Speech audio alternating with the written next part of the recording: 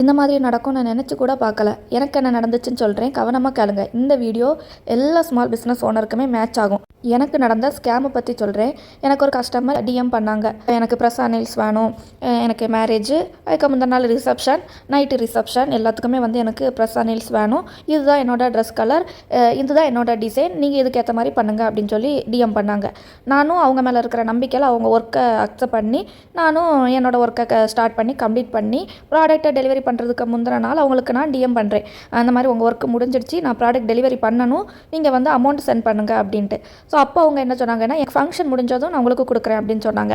ஒரு வாரம் அதை அப்படியே ஃப்ரீயாக விட்டுட்டு அதுக்கு அடுத்த வாரம் நான் கேட்குறேன், மேம் இந்த மாதிரி நீங்கள் அமௌண்ட் எனக்கு சென்ட் பண்ணணும் அப்படின்ட்டு. ஸோ அவங்க என்ன சொன்னாங்க அப்படின்னா, நான் சென்ட் பண்ணுறேன், ஈவினிங் உங்களுக்கு நான் சென்ட் பண்ணுறேன் அப்படின்னு சொன்னாங்க. ஸோ ஈவினிங் பார்த்தேன், ஈவினிங்கும் நான் அமௌண்ட் வந்து எனக்கு வரல. சரி, அதுவும் அப்படியே ஒரு வாரம் தாண்டிச்சு. அதுக்கடுத்து கேட்டேன், மேம் நீங்கள் இன்னும் அமௌண்ட் எனக்கு சென்ட் பண்ணல அப்படின்னு கேட்குறேன். ஸோ அப்போ அவங்க என்ன சொன்னாங்க அப்படின்னா, நாளைக்கு நான் சென்ட் பண்ணுறேன் அப்படின்ட்டு. அதே மாதிரி சேம் நெக்ஸ்ட் டே ஆச்சு, அப்பவும் வரல. மந்தும் தாண்டிச்சு, ஒரு மந்த் 2 மந்த் ஆச்சு. திருப்பியும் நான் டிஎம் பண்ணுறேன், மேம் எனக்கு வந்து நீங்கள் அமௌண்ட் சென்ட் பண்ணணும் அப்படின்ட்டு. மேபி மறந்துருக்கலாம் அப்படின்னு ஒரு தாட்டில். அவங்க என்ன சொன்னாங்க அப்படின்னா, என்கிட்ட இப்போ காசு இல்லை, நான் வந்து காசு வந்ததும் உங்களுக்கு நான் சென்ட் பண்ணுறேன் அப்படின்னு சொன்னாங்க. சரி, அப்படியுமே அவங்க மேலே ஒரு ட்ரஸ்ட்டை வச்சுட்டு சரி அனுப்புவாங்க போல இருக்குன்னு சொல்லி நானும் வெயிட் பண்ணிகிட்டே இருக்கேன். நான் என்ன நினச்சேன் அப்படின்னா, மேபி இல்லையா இருக்கும் அப்படியே நான் என் தாட்டில் வச்சுட்டு அப்படியே இருக்கிறேன். ஆனால் அவங்களோட இன்ஸ்டாகிராம் ஸ்டோரி, வாட்ஸ்அப் ஸ்டேட்டஸை பார்க்கும்போது தான் தெரியுது அவங்கள்ட்ட வந்து காசு இருக்கா இல்லையாங்கிறது.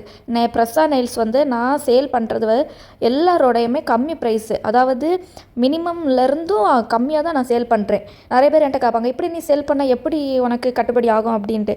நான் வந்து இதான் ஸ்டார்டிங், என்கிட்ட நிறைய ஃபாலோவர்ஸும் இல்லை, நிறைய சப்ஸ்கிரைபரும் இல்லை. ஸோ அதனால் நமக்கு பேசிக் இந்த அமௌண்ட்டில் நம்ம பெஸ்ட்டாக கொடுக்கணும் அப்படிங்கிற இதில் நான் கொடுத்துட்ருக்குறேன். இவங்க நான் சேல் பண்ணுற ப்ரெஸ்ஸா நெயில்ஸ் அமௌண்ட்டை விடையுமே அவங்க சாப்பிட்றதா இருக்கட்டும், இல்லை அவங்க ஊர் சுற்றுற பிளேஸாக இருக்கட்டும், எல்லாமே வந்து டபுள் ட்ரிபிள் மடங்கு எக்ஸ்ட்ரா அமௌண்ட் இருக்கிறது. ஸோ இப்படி ஒரு சின்ன ஸ்மால் பிஸ்னஸ் ஓனரை இவங்க இப்படி ஏமாத்தினா அப்புறம் நாங்கள்லாம் எங்கே போகிறது? அவங்கள நம்பி ஒரு ட்ரஸ்ட்டை உருவாக்கிட்டு தான் நம்ம அமௌண்ட் வாங்குறதுக்கு முன்னாடியே ப்ராடக்டை சேல் பண்ணது. இப்போ தாரேன், அப்போ தாரேன், அடுத்த நாள் தாரேன், இந்த மாதிரி தள்ளி எனக்கு கிட்டத்தட்ட அவங்க ஃபங்க்ஷன் முடிஞ்சு 3 மாதத்துக்கு மேலே ஆகியாச்சு, இன்னுமே எனக்கு வரல. இனி நான் கேட்குறதாட்டும் எனக்கு ஐடியா இல்லை. இனிமேல் இன்னொரு கஸ்டமர் வந்து உண்மையாகவே இருக்கக்கூடிய கஸ்டமர் வந்து எனக்கு அனுப்பி விடுங்க, நான் அமௌண்ட் வந்து அப்புறமா தரேன்னு சொன்னால் எனக்கு எப்படி அவங்க மேலே ஒரு நம்பிக்கை வரும்? நிறைய பேர் வீடியோ போடுவாங்க, இந்த மாதிரி ஸ்கேமு, நீங்கள் வந்து அமௌண்ட்டை வாங்கிட்டு சென்ட் பண்ணுங்கள், அல்லது அட்வான்ஸ் அமௌண்ட்டையாவது நீங்கள் வாங்கிட்டு சென்ட் பண்ணுங்கள் அப்படின்ட்டு. ஆனால் எனக்கு வரும்போது தான் தெரியுது அதுக்கு வழி என்னென்னு. ஏன்னா நம்ம ஒரு நெயில் பண்ணுறதுக்கே நம்மளோட அவ்வளோ எஃபெக்டால் போட வேண்டியது இருக்குது. அந்த நெயிலை ரெடி பண்ணி எல்லாமே ரெடி பண்ணுறதுக்கு அவ்வளோ எஃபெக்டை போட வேண்டியதாக இருக்குது. எவ்வளோ டைம் எடுக்குன்னு கூட அவங்களுக்கு தெரிய மாட்டேங்காது. ஏன்னா உட்காந்துட்டு ஒரே இடத்துல செய்கிறது தானே, நம்ம ஆர்டர் கொடுப்போம், அவங்க அதை அப்படியே ரெடி பண்ணி கொடுக்குறது தானே, அந்த மாதிரி நினச்சிட்டு இருக்காங்க. அதில் போடக்கூடிய எஃபெக்ட், அது எடுக்கக்கூடிய டைம் வந்து யாருக்குமே தெரிய மாட்டுது. எல்லா ஸ்மால் பிஸ்னஸ் ஓனரும் கொஞ்சம் கேர்ஃபுல்லாக இருங்க. இதுலேருந்து தப்பிக்கிறது நம்ம தான் கொஞ்சம் நம்ம மைண்டை யூஸ் பண்ணணும் போல இருக்குது. ஏன்னா ஏமாத்துறவங்க ஏமாற்றிட்டு ஜாலியாக இருக்காங்க.